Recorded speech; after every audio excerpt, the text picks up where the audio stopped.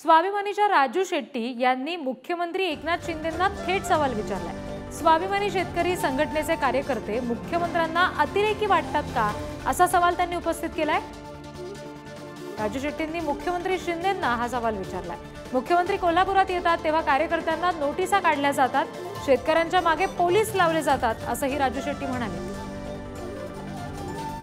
मुख्यमंत्र्यांचा जेव्हा जेव्हा सांगली कोल्हापूरला दौरा असतो तेव्हा स्वाभिमानीच्या सर्व कार्यकर्त्यांना पोलीस खात्यामार्फत तहसीलदारामार्फत नोटीस येते आणि त्यांना जामीन घेण्यासाठी सांगितलं जातं। अरे नेमकं आम्ही कोण आहोत हे तरी आम्हाला सांगा। आम्ही अतिरेकी आहोत का? आम्ही नक्षलवादी आहोत का? आम्ही दरोडेखोर आहोत का? का आमच्या पाठीमागे हा सगळा असा शिमेरा लागतो?